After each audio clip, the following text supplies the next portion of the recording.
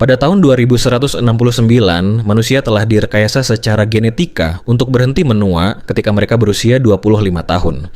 Saat mencapai usia itu, sebuah penghitung waktu muncul di lengan mereka, dengan sisa hidup hanya 1 tahun. Untuk tetap hidup, mereka harus bekerja, karena telah waktu menjadi mata uang masyarakat. Artinya, orang-orang kaya pada dasarnya dapat hidup selamanya, dan orang miskin bisa meninggal kapan saja waktunya habis. Dunia kini terbagi dalam beberapa wilayah yang disebut zona waktu, untuk memisahkan kelas-kelas wilayah, dan yang terkaya adalah New Greenwich. Sementara di ghetto, Will tinggal bersama ibunya, Rachel, di sebuah apartemen kecil. Mereka hampir tidak punya cukup waktu untuk bertahan hidup setiap hari. Will ingin mencari waktu tambahan lewat pertarungan waktu, tetapi Rachel selalu melarangnya. Meski begitu, Will adalah anak yang baik pada siapapun. Bahkan setiap kali ia bertemu Maya kecil di jalan, ia selalu memberikan sedikit waktu agar Maya tetap hidup. Will dan sahabatnya Borel bekerja di pabrik lokal yang selalu menaikkan harga makanan ringan, dan di sana tidak jarang pekerja ditemukan mati karena kehabisan waktu. Mereka dibayar harian, namun pabrik selalu mencari alasan untuk mengurangi bayaran.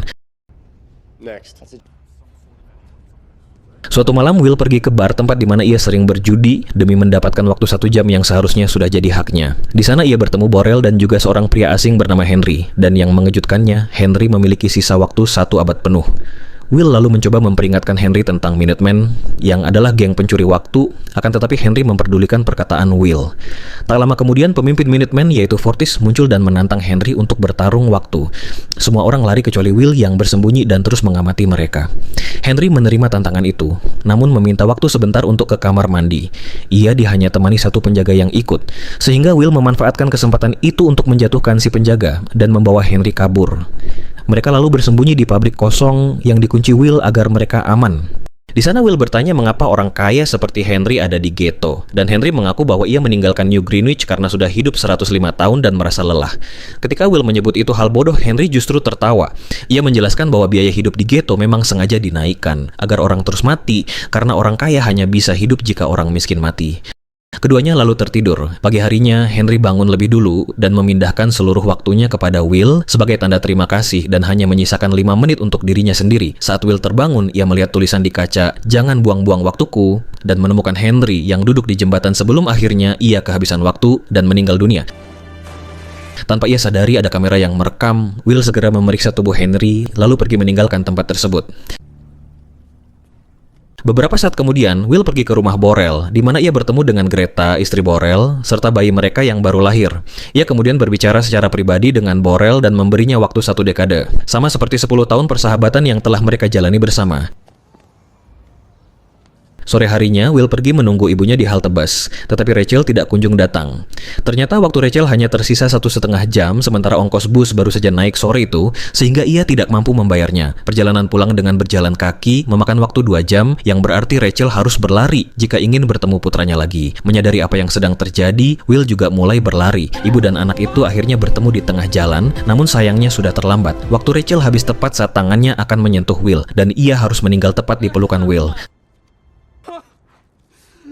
Keesokan paginya, pasukan polisi yang dikenal sebagai Timekeepers menemukan mayat Henry di sungai. Agen Leon yakin Henry telah dibunuh dan segera memerintahkan anak buahnya untuk memeriksa rekaman kamera keamanan. Karena sudut pengambilan gambar kurang tepat, mereka tidak dapat melihat kejadian tubuh Henry saat terjatuh, tetapi wajah Will terlihat sangat jelas sehingga mereka berasumsi dialah dalang di balik kematian Henry. Sementara itu, Will yang ingin balas dendam kepada orang-orang kaya atas kematian ibunya, menyewa sebuah limusin dengan berpura-pura menjadi orang kaya yang tersesat lalu meminta sopir mengantarnya ke New Greenwich. Perjalanan itu mengharuskannya membayar tol yang sangat mahal setiap kali melintasi perbatasan zona waktu. Begitu tiba di kota, Will menginap di sebuah hotel mewah dan kehadirannya langsung menarik perhatian seorang sosialita bernama Sylvia. Setelah beristirahat, Will pergi makan, sementara Sylvia diam-diam mengamatinya dari kejauhan. Pelayan di hotel itu menyadari bahwa Will bukan berasal dari tempat tersebut, tetapi tetap memperlakukannya dengan baik karena Will memberinya tip yang besar. Ia juga memberitahu Will bahwa jika ingin pergi ke kasino, ia akan membutuhkan pakaian yang lebih pantas. Semen itu di kantornya Leon menemukan bukti baru, tercatat bahwa Will melintasi begitu banyak zona waktu hanya dalam beberapa jam terlihat sangat mencurigakan dalam sistem,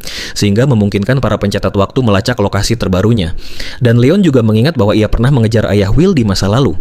Pada malam harinya, Will membeli setelan jas yang mewah lalu pergi ke kasino, di mana ia diminta memberikan sumbangan sukarela selama 1 tahun karena bukan anggota. Will kemudian bergabung di meja poker dan bertemu dengan Tuan Weiss, seorang pengusaha peminjaman waktu yang tidak ragu mempertaruhkan jumlah waktu yang sangat besar. Dan Sylvia ternyata adalah putri dari Weiss. Dia datang ke meja tersebut, tetapi hanya untuk menonton. Sementara itu, Will sesekali memperhatikannya sambil mengambil risiko besar dengan mempertaruhkan seluruh waktu yang dimilikinya. Hal itu ternyata sepadan karena Will memenangkan permainan tersebut yang membuat Weiss terkesan dan memberinya undangan ke pesta berikutnya.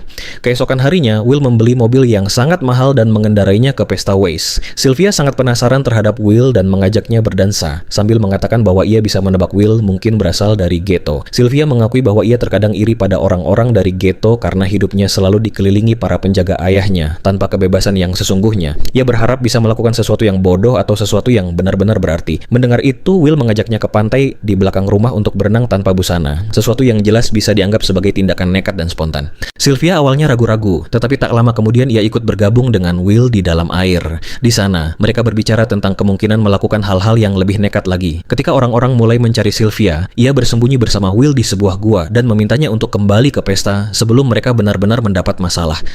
Setelah itu mereka kembali ke rumah besar melalui pintu yang berbeda agar tidak menimbulkan kecurigaan.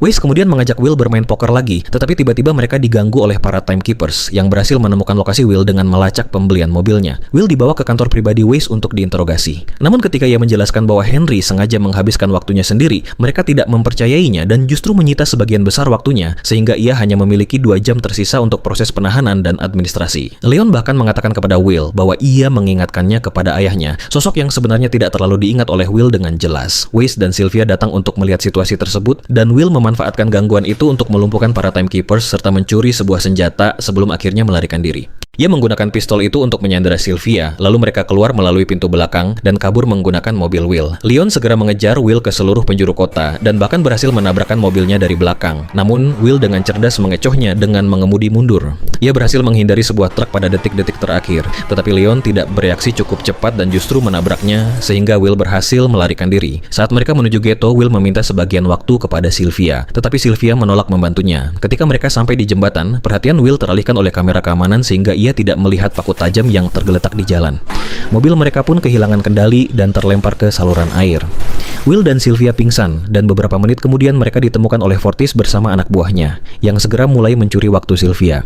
Pada saat yang sama, sirene timekeepers terdengar mendekat, membuat para gangster itu melarikan diri dan meninggalkan Sylvia dengan sisa waktu hanya setengah jam yang tak sempat mereka habiskan. Ketika mereka sadar, Sylvia panik karena waktu yang tersisa padanya hanya sedikit dan segera meminta bantuan Will. Will merasa ironis melihat bagaimana Sylvia yang sebelumnya menolak kini mendukung berbagi waktu, tetapi ia tetap membantunya sebelum membawa Sylvia pergi dari sana. Tak lama setelah mereka pergi, para timekeepers datang untuk memeriksa mobil yang rusak. Namun sebelum itu, Leon terlebih dahulu mengambil bayaran hariannya karena ia tidak pernah membawa waktu lebih dari yang benar-benar diperlukan. Melihat situasi tersebut, Leon memutuskan untuk tidak langsung mengejar Will karena ia yakin Will pada akhirnya akan menghubungi mereka terlebih dahulu. Sementara itu, Will pergi menemui Borel untuk meminta bantuan. Namun Greta memberitahu Will karena memiliki banyak waktu, Borel minum terlalu banyak hingga akhirnya meninggal meskipun ia masih memiliki sisa waktu 9 tahun. Sylvia kembali panik, tetapi Will menyadari bahwa ia mengenakan anting-anting mewah dan segera membawanya ke pegadaian. Pemilik toko itu sebenarnya hendak menutup tokonya, tetapi ia membuat pengecualian setelah melihat betapa berharganya perhiasan tersebut. Ia juga menyadari betapa putus asanya mereka akan waktu dan akhirnya hanya membayarnya 2 hari, dan dengan terpaksa mereka terima demi bertahan hidup. Setelah itu, mereka pergi ke telepon umum. Will menyuruh Sylvia menelepon rumahnya agar ia bisa berbicara langsung dengan Leon. Sebagai tebusan, Will menuntut 1000 tahun untuk didistribusikan melalui timeline di ghetto. Leon memperingatkan Will bahwa ia mulai menjadi terlalu mirip dengan ayahnya. Ia juga mengungkapkan bahwa ayah Will tidak mati dalam pertarungan waktu seperti yang selama ini ia kira, melainkan saat melakukan sesuatu yang jauh lebih berbahaya. Will kemudian menutup teleponnya. Sementara itu, Leon memberitahu orang tua Sylvia tentang tuntutan tebusan tersebut, tetapi Weiss ragu untuk memberikannya, bahkan meskipun jumlah itu baginya hanyalah uang receh. Will lalu membawa Sylvia ke apartemennya untuk bermalam. Di sana, Sylvia mengganti pakaiannya dengan pakaian lama milik Rachel. Sylvia kemudian bertanya kepada Will tentang ayahnya. Will menjelaskan bahwa ayahnya dahulu adalah seorang pejuang waktu yang hebat dan telah mengajarinya beberapa trik. Untuk membuktikan ucapannya, Will meraih lengan Sylvia dan menunjukkan cara bertarung dengan waktu. Itu adalah pertarungan kemauan antara 2 penghitung waktu. Ayahnya mengajarkan kepadanya untuk membiarkan lawan berpikir bahwa mereka memiliki keunggulan, membiarkan waktunya sendiri hampir habis, lalu saat lawan teralihkan oleh ancaman ancaman kematian yang sudah dekat, membalikan keadaan dan mengambil seluruh waktu lawan. Ia menyadari bahwa ayahnya mungkin dibunuh karena menyerahkan kembali waktu yang telah ia menangkan. Kemudian Will dan Sylvia saling menceritakan apa yang terjadi pada ulang tahun mereka yang ke-25. Penghitung waktu Will muncul di tangannya ketika ia sedang berada di jalan dan ia hampir kehilangan waktu 1 tahun itu karena keluarganya sedang terlilit utang. Sebaliknya, penghitung waktu Sylvia muncul saat ia sedang tidur dan terbangun dengan tenang. Ayahnya lalu memberinya tambahan waktu 1 dekade sebagai hadiah perayaan. Keesokan paginya, Will mengamati timeline dari jendela. Namun tidak ada distribusi waktu yang di sana, yang berarti Weiss tidak membayar tebusan tersebut. Sylvia merasa kecewa dan malu oleh sikap ayahnya, tetapi pada akhirnya ia mulai sadar bahwa kekayaan ayahnya dibangun dengan menginjak-injak hak orang lain. Ketika mereka sedang berjalan, Will menyuruh Sylvia untuk pulang, tetapi Sylvia menolak. Mereka lalu sepakat untuk bekerja sama dan akhirnya berciuman.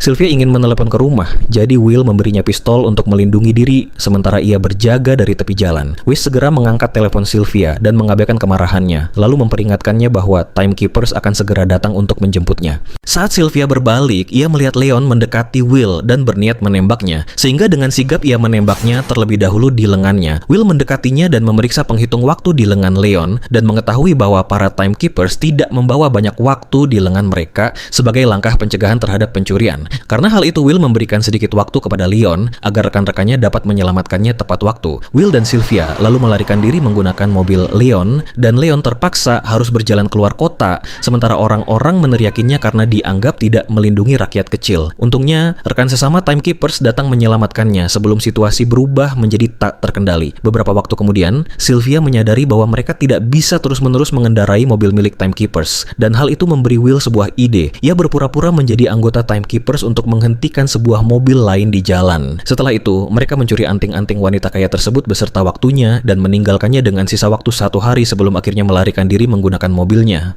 Setelah mereka cukup jauh dari kota, mereka menghentikan mobilnya untuk menonton berita, dan di sanalah mereka menyadari bahwa kini mereka telah benar-benar menjadi buronan.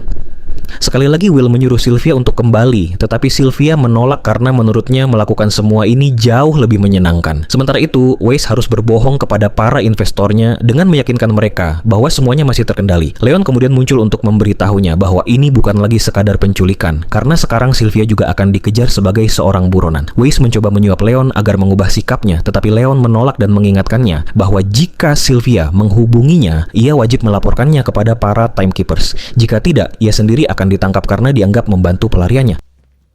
Beberapa waktu kemudian, Sylvia bertanya kepada Will apakah ia benar-benar akan membagikan waktu kepada orang lain jika ia memiliki waktu dalam jumlah besar. Will mengatakan bahwa ia pasti akan melakukannya, dan Sylvia pun mulai menyusun sebuah rencana. Mereka kemudian mencuri truk pengangkut waktu milik Weiss dan menabrakannya ke sebuah bank waktu. Di sana mereka membobol sebuah brankas dan mengambil kapsul waktu sebanyak mungkin. Mereka juga dengan sengaja menyisakan sebagian kapsul waktu untuk diambil oleh orang-orang yang sedang berada di sana. Dan saat para timekeepers tiba di lokasi tersebut, mereka mendapati brankas yang kosong tak tersisa.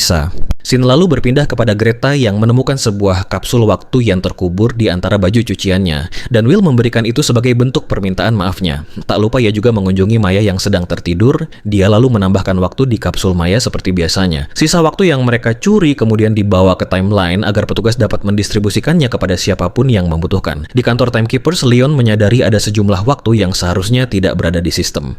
Ia mulai berpikir bahwa tindakan Will justru merugikan orang-orang yang ingin ia bantu. Di lain waktu, terlihat Fortis mencoba merampok seorang pria. Namun kali ini pria tersebut mampu membela diri karena ia telah membeli sebuah senjata. Fortis lalu berpura-pura membiarkannya pergi, tetapi begitu pria itu berbalik, mobilnya mundur kembali dan ia langsung menembaknya. Ketika Fortis memeriksa penghitung waktu milik pria itu, ia terkejut karena pria tersebut memiliki banyak waktu dan ia telah menyia-nyiakan waktu tersebut.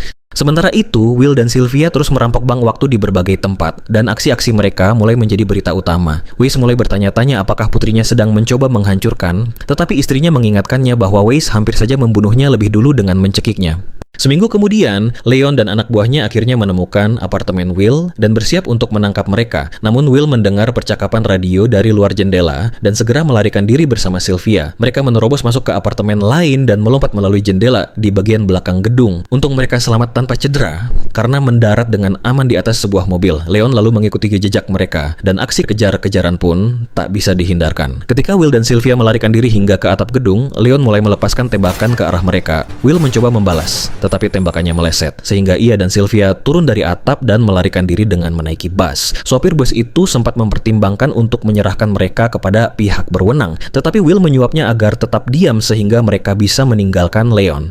Beberapa jam kemudian, Will dan Sylvia terlihat masuk ke sebuah hotel. Mereka bahkan membayar lebih dan menyewa seluruh hotel sekaligus serta memastikan agar resepsionis tidak memberitahu siapapun tentang keberadaan mereka. Ketika seorang tamu baru datang, ia diberitahu bahwa hotel sudah dipesan penuh. Namun ia sempat melihat sekilas Will dan Sylvia berjalan naik ke lantai atas. Di lain waktu, Fortis dan anak buahnya mulai mengancam orang-orang di jalan untuk mencari informasi tentang Will dan Sylvia. Pada awalnya, orang-orang tetap diam karena ingin melindungi diri mereka sendiri. Namun kemudian Fortis membunuh seorang pria untuk menunjukkan bahwa ia tidak main-main dengan ucapannya. Hal itu akhirnya membuat pria dari hotel tadi memberitahu mereka apa yang sempat ia lihat. Di hotel, Will dan Sylvia mengetahui bahwa hadiah untuk kepala mereka hanya sebesar 10 tahun. Jumlah itu membuat mereka merasa sedikit terhina. Tiba-tiba, Fortis menerobos masuk ke dalam kamar bersama anak buahnya dan menodongkan senjata ke arah mereka. Ia memberitahu mereka alasan para timekeepers membiarkannya beroperasi, yaitu karena ia hanya mencuri dari orang-orangnya sendiri, dan sekarang ia merasa perlu memulihkan ketertiban di sana. Fortis mengatakan bahwa ia tidak suka membunuh orang secara dingin,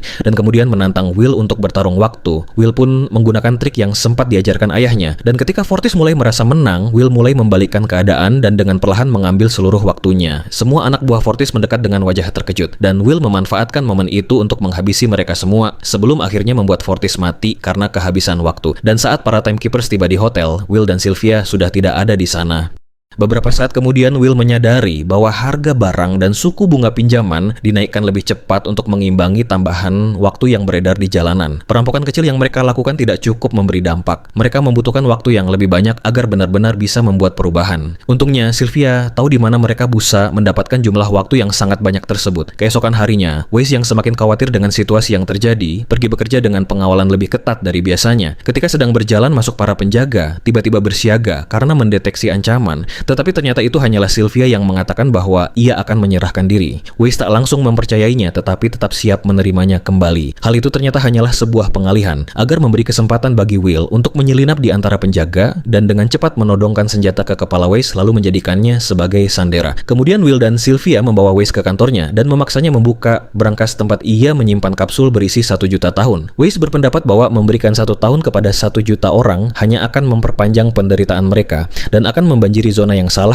1 juta tahun itu juga bisa melumpuhkan sistem sepenuhnya. Namun Will dengan tegas mengatakan bahwa itulah yang memang ingin ia lakukan. Setelah itu, Will dan Sylvia melarikan diri dan mengunci Weiss di dalam kantornya sendiri. Ketika para timekeepers mengetahui tentang perampokan tersebut, mereka segera mengejar keduanya dan bahkan memblokir jembatan untuk mencegah mereka kembali ke ghetto. Leon juga ikut mengejar mereka, dan ketika akhirnya menemukan Will dan Sylvia, ia terus fokus memburu mereka hingga lupa untuk mengambil gaji hariannya. Para penjaga lalu menembaki mobil mereka, tetapi Will terus melaju dan bahkan menembus penghalang zona waktu demi bisa mencapai ghetto. Ketika sudah dekat, Leon tidak membuang kesempatan dan langsung menabrakkan mobilnya ke mobil mereka. Will segera keluar dari kendaraan, lalu menyerahkan kapsul 1 juta tahun itu kepada Maya, dan kemudian ia dan Sylvia berpura-pura menyerah. Namun, tepat ketika Leon merasa percaya diri, mengira dirinya telah menang, timeline mengumumkan bahwa kini ada waktu gratis untuk semua orang. Kerumunan yang bersemangat langsung memenuhi jalanan. Kerumunan itu membuat Leon menjadi kesulitan, dan memberi kesempatan bagi Will serta Sylvia untuk melarikan diri, hanya agar bisa kembali ke mobilnya dan melanjutkan pengejaran. Namun tepat ketika ia sudah dekat dengan mereka, ada penghalang di jalan yang memaksa Leon harus mengejar mereka dengan berlari. Akhirnya ia berhasil menemukan Will dan Sylvia. Will menduga bahwa Leon dulunya juga berasal dari ghetto. Leon membenarkannya dan menjelaskan bahwa ia bekerja keras untuk keluar dari sana karena menurutnya memang seperti itulah seharusnya sistem berjalan. Tapi di saat ia akan menangkap mereka, Will mengatakan bahwa itu tidak ada gunanya karena ia dan Sylvia hanya memiliki beberapa menit tersisa sebelum waktu mereka habis. Ucapan itu membuat Leon memeriksa penghitung waktunya sendiri dan menyadari bahwa ia juga tidak memiliki banyak waktu tersisa karena belum mengambil gaji hariannya. Pada saat itu, waktunya benar-benar habis, yang membuat Leon meninggal seketika. Will dan Sylvia pun hanya memiliki sisa beberapa detik, lalu mereka berciuman sebagai salam perpisahan. Namun Will menyadari bahwa para penjaga menyimpan cadangan kapsul waktu di kendaraan mereka, sehingga ia segera berlari ke mobil Leon untuk mengambil sedikit waktu tersebut. Sayangnya Sylvia tidak secepat Will dan mulai panik takut ia tak bisa selamat. Tetapi Will berlari kembali ke arahnya, dan mereka berhasil bertemu di tengah jalan, yang membuat mereka bisa berbagi waktu sebelum waktunya benar-benar habis. Sementara itu, kembali di perusahaan, Weiss akhirnya menyerah dan memberitahu para karyawannya untuk tidak berhenti bekerja karena semuanya telah berakhir. Siaran berita di seluruh negeri memperlihatkan orang-orang turun ke jalan, pabrik-pabrik berhenti beroperasi, dan orang-orang melintasi zona waktu untuk mencapai New Greenwich. Pihak berwenang bersikeras bahwa situasi masih terkendali, tetapi semua orang tahu bahwa sistem tersebut akan segera runtuh. Di kantor Timekeepers, para pegawai memutuskan untuk pulang karena tidak ada lagi yang bisa mereka lakukan. Kita lalu melihat Will dan Sylvia yang baru turun dari mobilnya, mereka ternyata masih melanjutkan aksinya, dan kali ini mereka menargetkan bank-bank yang lebih besar untuk memastikan sistem lama tidak akan pernah kembali.